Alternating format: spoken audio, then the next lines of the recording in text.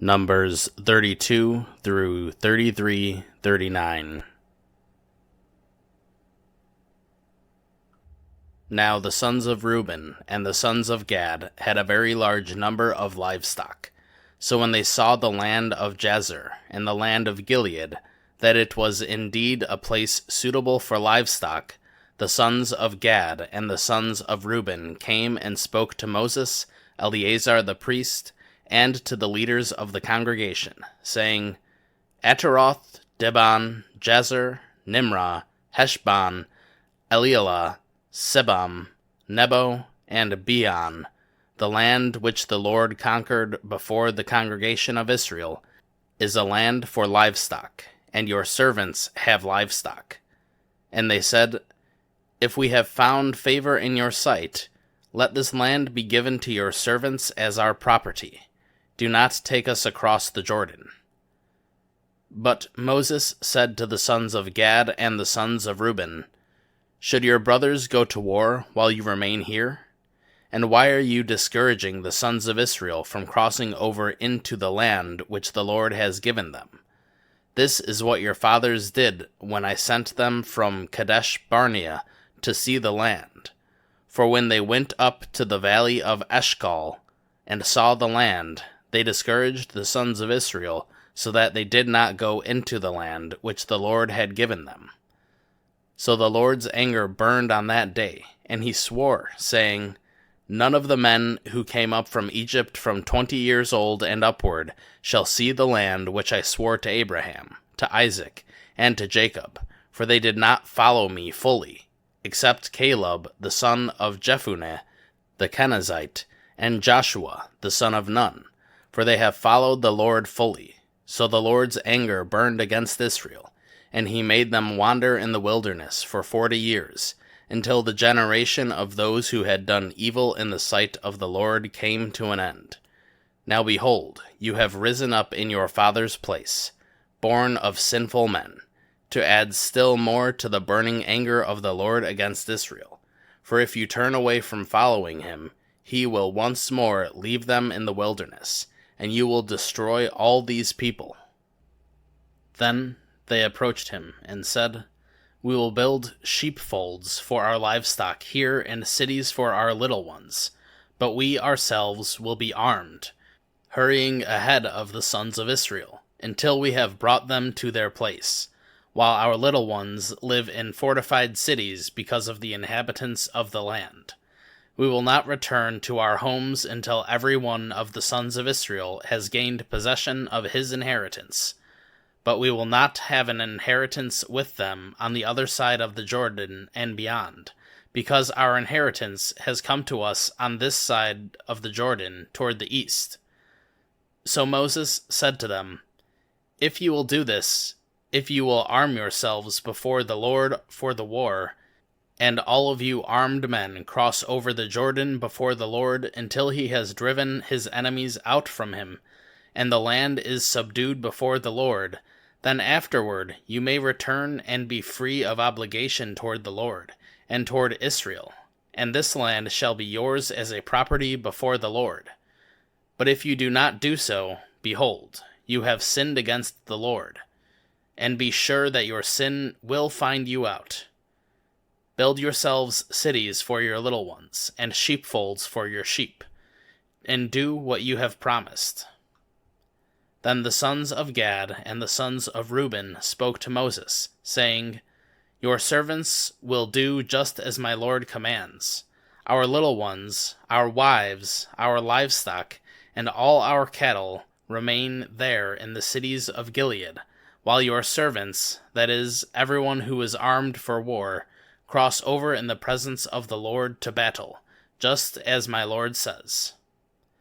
So Moses gave the command regarding them to Eleazar the priest, to Joshua the son of Nun, and to the heads of the fathers' households of the tribes of the sons of Israel. And Moses said to them, If the sons of Gad and the sons of Reuben, everyone who is armed for battle, cross with you over the Jordan in the presence of the Lord, and the land is subdued before you, then you shall give them the land of Gilead as their property.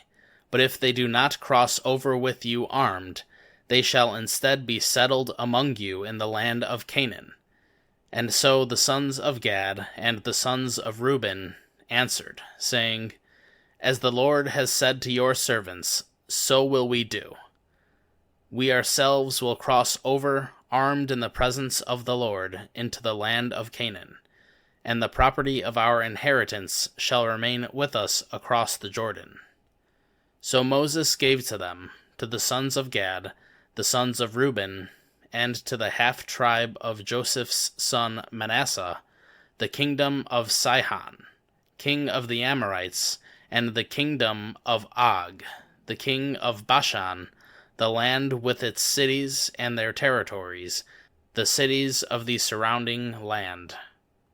And the sons of Gad built Dibon, Eteroth, Eror, Atroth-Shophan, Jezer, Jogbehah, Beth-Nimrah, and Beth-Haran, as fortified cities and sheepfolds for sheep. The sons of Reuben built Heshbon, Elealeh, Kiriathaim, Nebo, Baal-Meon, their names being changed, and Sibmah, and they gave other names to the cities which they built. The sons of Machir, the son of Manasseh, went to Gilead, and took it, and dispossessed the Amorites who were in it. So Moses gave Gilead to Machir, the son of Manasseh, and he lived in it. Jair, the son of Manasseh, went and took its towns, and called them Havoth-Jair. Nobah went and took Kenath, and its villages, and named it Nobah, after his own name. These are the journeys of the sons of Israel, by which they came out of the land of Egypt by their armies, under the leadership of Moses and Aaron. Moses recorded their starting places according to their journeys by the command of the Lord, and these are their journeys according to their starting places. Now they journeyed from Ramesses in the 1st month, on the 15th day of the 1st month. On the day after the Passover, the sons of Israel started out boldly in the sight of all the Egyptians, while the Egyptians were burying all their firstborn, whom the Lord had fatally struck among them. The Lord had also executed judgments against their gods. Then the sons of Israel journeyed from Ramesses and camped at Succoth. They journeyed from Succoth and camped in Etham, which is on the edge of the wilderness. Then they journeyed from Etham and turned back to Pi-Hahiroth, which faces Baal-Zephon, and they camped before Migdal. They journeyed from Pi-Hahiroth and passed through the midst of the sea to the wilderness. And they went 3 days' journey in the wilderness of Etham and camped at Marah. They journeyed from Marah and came to Elim, and in Elim there were 12 springs of water, and 70 palm trees, and they camped there. They journeyed from Elim, and camped by the Red Sea. And they journeyed from the Red Sea, and camped in the wilderness of Sin. They journeyed from the wilderness of Sin, and camped at Dophkah. They journeyed from Dophkah, and camped at Alush. They journeyed from Alush, and camped at Rephidim. Now it was there that the people had no water to drink, and they journeyed from Rephidim and camped in the wilderness of Sinai. They journeyed from the wilderness of Sinai and camped at Kibroth-Hattaavah. They journeyed from Kibroth-Hattaavah and camped at Hazeroth. They journeyed from Hazeroth and camped at Rithmah. They journeyed from Rithmah and camped at Rimmon-Perez. They journeyed from Rimmon-Perez and camped at Libnah. They journeyed from Libnah and camped at Rissah. They journeyed from Rissah and camped at Kehelathah. They journeyed from Kehelathah and camped at Mount Shepher. They journeyed from Mount Shepher and camped at Haradah. They journeyed from Haradah and camped at Makaloth. They journeyed from Makaloth and camped at Tahath. They journeyed from Tahath and camped at Terah. They journeyed from Terah and camped at Mithkah. They journeyed from Mithkah and camped at Hashmanah. They journeyed from Hashmanah and camped at Moseroth. They journeyed from Moseroth and camped at Benajakan. They journeyed from Benajakan and camped at Hor-Haggidgad. They journeyed from Hor-Haggidgad and camped at Jotbetha. They journeyed from Jotbetha and camped at Abranah. They journeyed from Abranah and camped at Ezion-Geber. They journeyed from Ezion-Geber and camped in the wilderness of Zin, that is, Kadesh. They journeyed from Kadesh and camped at Mount Hor, at the edge of the land of Edom. Then Aaron the priest went up to Mount Hor at the command of the Lord, and died there in the 40th year after the sons of Israel had come from the land of Egypt. On the first day in the 5th month, Aaron was 123 years old when he died on Mount Hor.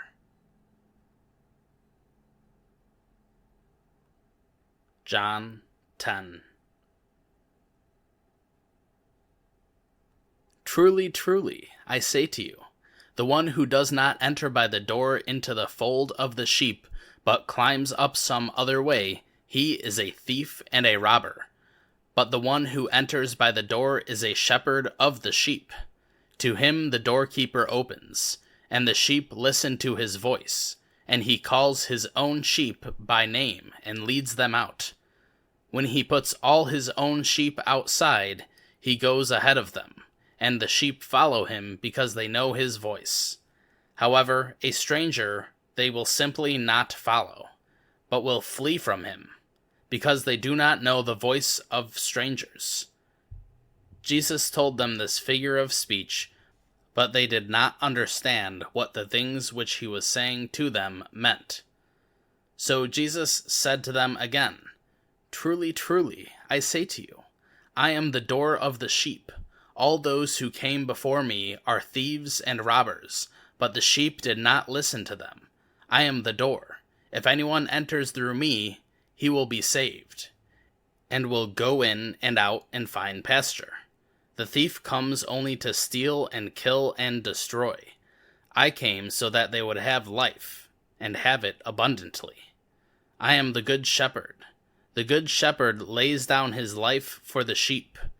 He who is a hired hand, and not a shepherd, who is not the owner of the sheep, sees the wolf coming, and leaves the sheep and flees. And the wolf snatches them and scatters the flock.